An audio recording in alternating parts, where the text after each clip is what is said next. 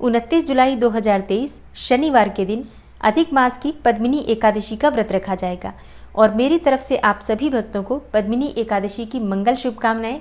भगवान श्री हरि विष्णु की कृपा से आपकी हर मनोकामना पूर्ण हो। इसी मंगल कामना के साथ आज की वीडियो का प्रारंभ करते हैं।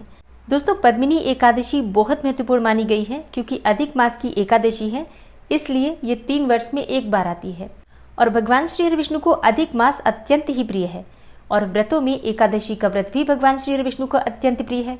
इसलिए जब इतने प्रिय महीने में इतनी प्रिय तिथि आती है तो भगवान श्री हरि विष्णु की कृपा की प्राप्ति के लिए पूरा प्रयास करना चाहिए कि व्रत धारण करें। अच्छा, बहुत से भक्त हैं जो कि व्रत नहीं करते हैं, तो व्रत नहीं करते हैं तो भी आप पूजा आराधना कर सकते हैं।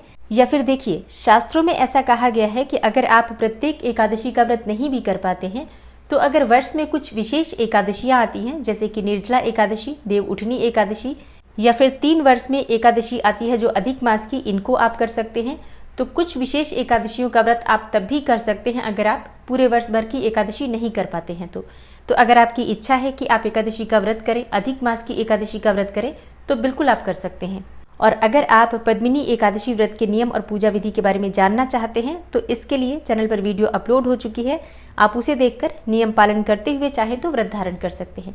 और आज की वीडियो में मैं आपसे शेयर करने वाली हूँ कुछ बहुत ही अचूक उपाय जो कि पद्मिनी एकादशी के दिन अगर आप करते हैं तो निश्चित ही आप किसी भी कामना से ये उपाय करें, आपकी वो मनोकामना पूर्ण होती है। अगर आप निष्काम भाव से इस उपाय को करते हैं तो आपकी पूजा का कई गुना फल आपको प्राप्त होता है और भगवान श्री हरि विष्णु की विशेष कृपा के पात्र आप स्वतः ही बन जाते हैं। तो ये नियम, ये पूजा विधि सबके लिए होता है। अगर आपकी कोई कामना है तब भी आप कर सकते हैं, निष्काम भाव से करना चाहते हैं तब तो अत्यंत ही श्रेष्ठ होगा। और हाँ, जो भक्त व्रत नहीं भी कर पाते हैं वो भी सात्विक रहकर भगवान श्री हरि विष्णु की पूजा आराधना करते हुए इन उपायों को जरूर करें। इससे भगवान श्री हरि विष्णु की कृपा तो आपको प्राप्त होती ही है, लेकिन विशेष अगर कोई मनोकामना है आपकी, जैसे कि धन प्राप्ति की, संतान प्राप्ति की, विवाह की, या फिर दाम्पत्य जीवन को सुखमय बनाने की, या कोई भी और मनोकामना हो तो वो भी पूर्ण होती है। तो आज की वीडियो आप लोगों के लिए बहुत महत्वपूर्ण है। और हाँ, तुलसी की पूजा किस प्रकार से एकादशी के दिन करेंगे, पीपल की पूजा किस प्रकार से करेंगे, ये भी जानकारी आपको आज की वीडियो में मिलने वाली है। तो आज की वीडियो बहुत महत्वपूर्ण है, पूरा ज़रूर देखिए। और अच्छी लगे वीडियो अगर आपको तो लाइक भी ज़रूर कीजिए, क्योंकि आपके लाइक्स, आपके कमेंट्स मेरे लिए बहुत महत्वपूर्ण होते हैं। यही एकमात्र जरिया है जिनसे मुझे पता चलता है कि आपको ये वीडियो अच्छी लगती है और आपके लिए ये वीडियो उपयोगी है। तो अच्छी लगे वीडियो तो लाइक तो ज़रूर ही किया कीजिए। इसके साथ ही कमेंट बॉक्स में माता रानी के नाम का जयकारा लगाइए, क्योंकि इससे आपको सकारात्मक ऊर्जा की प्राप्ति होती है। और अगर आपका कोई भी सुझाव है, कोई भी प्रश्न है, या कोई भी विशेष वीडियो देखना चाहते हैं तो उसके लिए भी कमेंट बॉक्स में ज़रूर लिखें।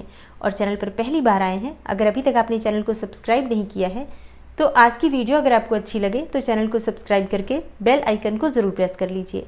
इससे ये होगा कि इस चैनल पर जो भी नई वीडियो अपलोड होंगी उनकी नोटिफिकेशन आपको सही समय पर प्राप्त होगी। तो बात करेंगे उपायों के बारे में, लेकिन उससे पहले जानते हैं पद्मिनी एकादशी के शुभ मुहूर्त के बारे में। देखिए, एकादशी की तिथि प्रारंभ हो जाएगी 28 जुलाई को ही दोपहर में 2:51 पर और समाप्त होगी 29 जुलाई को दोपहर में 1:05 पर। तो सूर्योदय कालीन तिथि के अनुसार 29 जुलाई को हम व्रत धारण करेंगे और पारण द्वादशी तिथि में किया जाता है। तो द्वादशी तिथि प्रारंभ हो जाएगी 29 जुलाई को दोपहर में 1:05 पर और समाप्त होगी 30 जुलाई को सुबह 10:34 पर। और एकादशी का व्रत हमेशा हरिवासर की समाप्ति के बाद ही खोला जाता है, तो इस बार हरिवासर 29 जुलाई को शाम को 6:28 पर ही समाप्त हो जाएगा। एकादशी का पारण हमें 30 जुलाई को करना है और 30 जुलाई को सूर्योदय काल का समय रहेगा सुबह 6 बजे। अच्छा, कई स्थानों पर सूर्योदय काल का समय इससे पहले भी हो सकता है, इसके बाद भी हो सकता है। तो आपके यहाँ सूर्योदय काल का समय नोट कर लीजिए, उसी के बाद आप अपना व्रत खोल सकते हैं। एकादशी व्रत के पारण का शुभ मुहूर्त आपको प्राप्त होगा 30 जुलाई को सुबह 6 बजे से सुबह 8:37 तक। और हाँ, अगर आप किसी कारणवश पारण अगर थोड़ी सी देर से कर पाते हैं तो इतना ध्यान अवश्य रखिए कि सुबह 10:34 पर द्वादशी तिथि समाप्त हो जाएगी, तो 10:34 से पहले आपका पारण हो जाए, इस बात का ध्यान रखिए। और हाँ, पद्मिनी एकादशी के दिन पारण आपको किस प्रकार से करना है, दान कब और कैसे करना है, इसकी जानकारी आपको आने वाली वीडियो में मिल जाएगी। तो चैनल से जुड़े रहिए ताकि सभी वीडियोज़ आप देख पाएँ। अब बात करें उपाय के बारे में। देखिए, इस साल पद्मिनी एकादशी पर बहुत ही शुभ योग बन रहे हैं। इस दिन ब्रह्म योग रहेगा, इंद्र योग रहेगा, जो कि अत्यंत श्रेष्ठ माना जाता है। शास्त्रों के अनुसार इस योग में की गई पूजा, प्रार्थना, कोई भी धार्मिक कार्य अनुष्ठान, इनका फल बहुत शीघ्र प्राप्त होता है और कई गुना होकर प्राप्त होता है। इसलिए इस बार की पद्मिनी एकादशी और भी श्रेष्ठ है। 29 जुलाई को ब्रह्म योग रहेगा सुबह 9:34 तक। इसके बाद इंद्र योग का प्रारंभ हो जाएगा, जो कि अगले दिन सुबह 6:33 तक रहेगा। तो पूरे दिन पूरी रात्रि इतने शुभ योग आपको प्राप्त हो रहे हैं कि अगर सिर्फ आप पूजा मात्र भी कर लेते हैं तो इतने मात्र से ही भगवान श्री हरि विष्णु की असीम कृपा से आपकी हर कामना पूर्ण हो जाती है। लेकिन पूजा की विधि को अगर थोड़ा सा विशेष रूप दे दिया जाए तो इसी को उपाय के स्वरूप में माना जाता है। तो क्या करना है आपको, देखिए, पंचामृत की व्यवस्था आज से ही कर लीजिए। कल श्री हरि विष्णु का अभिषेक आपको पंचामृत से अवश्य करना है। वैसे तो पूरे अधिक मास में अगर भगवान श्री हरि विष्णु का अभिषेक पंचामृत से किया जाता है तो जिस भी प्रकार की कामना होती है, एक बार फिर से सुनिए, किसी भी प्रकार की कामना होती है, भगवान श्री हरि विष्णु का अभिषेक अगर पंचामृत से पूरे अधिक मास में कर दिया जाए तो शास्त्र कहते हैं हर कामना पूर्ण हो जाती है। लेकिन मान लीजिए कि आप पूरे अधिक मास में नहीं कर पाए हैं भगवान श्री हरि विष्णु का अभिषेक, तो विशेष रूप से पंचामृत का अभिषेक आपको एकादशी के दिन जरूर करना है। और भोग में भी भगवान को पंचामृत का भोग अवश्य लगाना है। तुलसी पत्ता जरूर डाल दीजिए जब आप भोग अर्पित करते हैं तो। और भगवान श्री हरि विष्णु के अभिषेक किए हुए जल को, जिसे पंचामृत कहा जाता है, पूरे परिवार को मिलकर ग्रहण करना है। अपने पूरे घर में छिड़काव करना है। व्यापारिक स्थल हो, कोई दुकान हो, ऑफिस हो, आप ले जाकर उस जल में से छिड़काव कर सकते हैं। इससे हर प्रकार की शुद्धि हो जाती है। अंतःकरण की भी शुद्धि हो जाती है और बाह्य चीजों की भी शुद्धि हो जाती है। जो भी नेगेटिव एनर्जी आपके भीतर हो, बाहर हो, हर प्रकार की नकारात्मक ऊर्जा समाप्त हो जाती है। भगवान श्री हरि विष्णु का चरणामृत ग्रहण करने का लाभ इतना अधिक बताया गया है शास्त्रों में कि अगर प्रतिदिन चरणामृत ग्रहण किया जाए तो जन्म मरण के चक्र से मुक्ति मिल जाती है। इसलिए एकादशी के दिन हम पूजा ही इसीलिए करते हैं कि हर प्रकार के जन्म मरण के चक्र से मुक्ति मिल जाए, पापों से मुक्ति मिल जाए। तो ये उपाय सबको करना है। व्रत करते हैं तो भी कीजिए, नहीं व्रत कर रहे हैं तब भी आपको करना है। और अभिषेक करने के बाद विधि विधान से भगवान श्री विष्णु की पूजा आराधना कर लीजिए। मंत्र जप अवश्य कीजिए। आप चाहें तो भगवत गीता का पाठ कर सकते हैं, सुबह भी, शाम को भी, दिन में भी, जब भी आपके पास समय हो। 11वें अध्याय का पाठ आज विशेष रूप से करना चाहिए। और हाँ, 11वें अध्याय का पाठ भी इसलिए कहा जाता है एकादशी को करने को, क्योंकि इस अध्याय के पाठ करने से मोह भंग हो जाता है और जन्म मरण के चक्र से मुक्ति तभी मिल सकती है जब मोह भंग हो। तो ये अध्याय आज के दिन पढ़ना अत्यंत आवश्यक होता है। और भगवत गीता का पाठ करने के बाद अपने पापों का प्रायश्चित करने के लिए भगवान श्री हरि विष्णु से प्रार्थना कीजिए कि हर प्रकार की जाने अनजाने में हुई गलतियों के लिए वो हमें क्षमा करें, हम पर कृपा करें, सदैव अपनी कृपा हम पर, हमारे पूरे परिवार पर बनाकर रखें। इस प्रकार से भगवान श्री हरि विष्णु से प्रार्थना कीजिए। अच्छा, संतान प्राप्ति के लिए बहुत सारे प्रश्न आप लोगों के आए हैं कि संतान प्राप्ति के लिए कौन से उपाय करने चाहिए। देखिए, वैसे तो मैं हमेशा ही बताती हूँ आपको, लेकिन पद्मिनी एकादशी के दिन एक बहुत ही विशेष उपाय करना है आपको। देखिए, संतान प्राप्ति के लिए प्रयास करना चाहिए कि पति पत्नी दोनों एक साथ बैठकर भगवान श्री कृष्ण की पूजा करें। भगवान को पीले पुष्प अर्पित करें, पीले फलों का भोग अर्पित करें। इसके बाद वहीं बैठकर ओम क्लीम कृष्णाय नमः का आप जप कर सकते हैं, या फिर संतान गोपाल मंत्र जो होता है, ओम देवकी सुत गोविंदा वासुदेव जगतपते देहि मे तनयम कृष्णम त्वामहम शरणम गते। 2 मंत्र मैंने आपको बताए, एक बहुत छोटा है ओम क्लीम कृष्णाय नमः, दूसरा मंत्र थोड़ा बड़ा है। आप जिस भी मंत्र का उच्चारण अच्छे से कर पाते हैं उसी मंत्र के द्वारा भगवान श्री हरि विष्णु की पूजा कीजिए और बैठकर यथाशक्ति पति पत्नी दोनों इस मंत्र का अधिक से अधिक संख्या में जप कीजिए। मतलब जितना हो जाए आपसे। पूरा दिन है, पूरी रात्रि है, आप चाहें तो 108 माला कर सकते हैं या फिर 21 माला, 11 माला, जैसे भी आपसे संभव हो अधिक से अधिक संख्या में भगवान श्री कृष्ण की पूजा करके इस मंत्र का आपको जप करना है। फिर संतान प्राप्ति के लिए भगवान श्री कृष्ण से प्रार्थना कीजिए और उनकी आरती कर लीजिए पूजा पूर्ण करने के बाद। इसके बाद जो फल आपने भगवान को अर्पित किया है, पति पत्नी दोनों मिलकर उस फल को ग्रहण कीजिए। अब जैसे कि बहुत से लोगों का प्रश्न होगा कि हम बहुत सारा प्रसाद भगवान को अर्पित करते हैं, क्या सारा हमें ही खाना है? देखिए, ऐसा नहीं है। आप सारा प्रसाद एक तरफ अर्पित कीजिए, मतलब एक थाली में आप जितना भोग चाहें अर्पित कर सकते हैं, लेकिन एक फल अलग से भगवान श्री कृष्ण के सामने अर्पित कीजिए और उस पर तुलसी का पत्ता रख दीजिए। फिर इसी फल को पूजा पूर्ण करने के बाद आप पति पत्नी दोनों को मिलकर ग्रहण करना है। इस बात का ध्यान रखिए, अकेले एक को नहीं खाना है, आधा आधा दोनों मिलकर खा सकते हैं।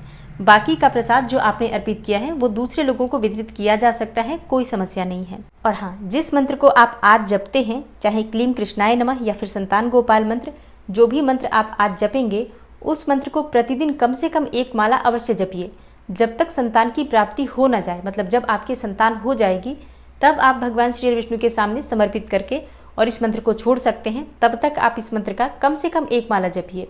आप चाहे तो अधिक संख्या में भी जप सकते हैं, क्योंकि कहा जाता है ना, जितना गुड़ डालो उतना मीठा। तो आप अपनी इच्छा के अनुसार मंत्रों का जप कर सकते हैं।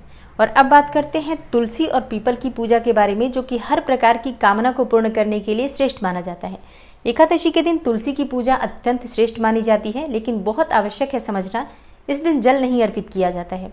कहा जाता है कि माता तुलसी भगवान श्री हरि विष्णु के निमित्त व्रत धारण करती हैं, निर्जला व्रत, इसलिए आज वो जल ग्रहण नहीं करती हैं और हम जल उन्हें अर्पित नहीं करते हैं। लेकिन आज दीपदान अवश्य किया जाता है। एकादशी के दिन जितना अधिक दीपदान हम तुलसी के पास करते हैं, उतना ही अधिक श्रेष्ठ फल प्राप्त होता है। तो इस एकादशी पर, क्योंकि 3 वर्ष के बाद ये आ रही है, आप चाहे तो 11 दीपदान कर सकते हैं, चाहे तो 33 दीपदान कर सकते हैं, ये आपकी अपनी इच्छा है। लेकिन कम से कम 11 दीपदान अवश्य कीजिए। 11 दीपदान अगर आप आज के दिन तुलसी के चारों तरफ करते हैं, तो इससे हर प्रकार की कामना, जो भी आप सोच सकते हैं, वो हर कामना पूर्ण होती है। और हाँ, दीपदान आप चाहें तो ब्रह्म मुहूर्त में कर सकते हैं या फिर शाम के समय संध्या काल में भी कर सकते हैं।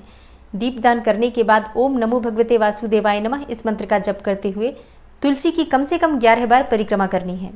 और जैसे कि आज एकादशी है, तो ना ही तुलसी को भोग लगता है और ना ही जल अर्पित किया जाता है। सिर्फ दीपदान करना है और परिक्रमा करना है, स्पर्श नहीं करना है, इस बात का ध्यान रखिए। तुलसी की पूजा हर प्रकार की कामनाओं को पूर्ण करने वाली होती है। तो भगवान श्री हरि विष्णु और माँ तुलसी का ध्यान करते हुए अपने मन की कामना आप कह सकते हैं, या चाहे तो निष्काम भाव से भी पूजा कर सकते हैं। ये पूजा सबके लिए आवश्यक है। आप एकादशी का व्रत करते हैं तब भी आपको करना है। जो भक्त व्रत नहीं कर पाते हैं किसी भी कारणवश, वो भी अगर तुलसी की पूजा कर लेते हैं आज के दिन, तो उनको एकादशी व्रत का फल मिल जाता है। इसलिए सबको तुलसी की पूजा जरूर करनी है। और बात करें पीपल पूजा के बारे में, तो देखिए, पीपल में कल जल अर्पित करना अत्यंत आवश्यक है। शनिवार भी है, एकादशी भी है, तो पीपल में जल अवश्य अर्पित कीजिए, पीपल की पूजा कीजिए, परिक्रमा कीजिए, दीपदान कीजिए। इससे श्री हरि विष्णु बहुत प्रसन्न होते हैं और हर प्रकार की कामना भी आपकी पूर्ण होती है। पितृदोषों से मुक्ति मिलती है, शनि दोषों से भी मुक्ति मिलती है। तो ये बहुत आवश्यक है। अगर आपके घर के आसपास पीपल हो तो पूजा अवश्य कीजिएगा। और हाँ, इसके अलावा भी, जैसे कि केले का पौधा अगर आपके घर के आसपास हो या आपके घर में हो, आंवले का वृक्ष हो आपके घर के आसपास, तो ऐसे में ऐसे देव वृक्षों की पूजा अवश्य करनी चाहिए। बिल्व वृक्ष हो, आंवले का वृक्ष हो, या फिर केले का पौधा हो, पीपल का पौधा, तुलसी का पौधा, इन्हें देव वृक्ष कहा गया है। तो इनकी पूजा विशेष तिथियों पर करने से हर प्रकार की समस्याएं समाप्त हो जाती हैं। घर के आसपास कोई मंदिर हो तो वहाँ दीपदान अवश्य कीजिएगा। जितना हो सके भगवान श्री विष्णु के नाम का मंत्र का स्मरण कीजिए। और हाँ, इतने सारे उपाय करते हैं तो इसके लिए कुछ बातों का ध्यान रखना अत्यंत आवश्यक है, ताकि इन उपायों का, इस पूजा पाठ का फल भी हमें प्राप्त हो। क्या नहीं करना चाहिए ये जानना अत्यंत आवश्यक है। एकादशी के दिन विशेष रूप से झूठ नहीं बोलना चाहिए, किसी की निंदा नहीं करनी चाहिए, भूल से भी किसी को अपशब्द नहीं कहना चाहिए, क्रोध बिल्कुल भी नहीं करना चाहिए, किसी भी प्रकार से किसी का दिल न दुखे, इस बात का ध्यान अवश्य रखना चाहिए। और इसलिए शास्त्रों में कहा गया है कि एकादशी के दिन अधिक से अधिक मौन रहना चाहिए, बहुत कम बोलना चाहिए, ताकि गलती से भी किसी के लिए अपशब्द ना निकले, किसी की निंदा ना हो जाए, किसी की चुगली ना हो जाए। और हाँ, अगर आप व्रत नहीं कर रहे हैं तो भी आपको लहसुन प्याज नहीं खाना है, मांस मदिरा का सेवन तो बिल्कुल भी नहीं करना है। एकादशी के दिन ब्रह्मचर्य का पालन अवश्य करना है।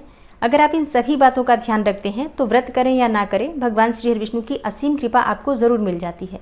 तो दोस्तों, ये है आज की वीडियो। उम्मीद करती हूँ आपके लिए उपयोगी होगी। और हाँ, अगर आप इस चैनल पर नए हैं तो प्रतिदिन शिव पुराण की कथाएं इस चैनल पर अपलोड होती हैं। अगर आप अब तक नहीं सुन पा रहे थे तो आज से ही सुनना प्रारंभ कर दीजिए।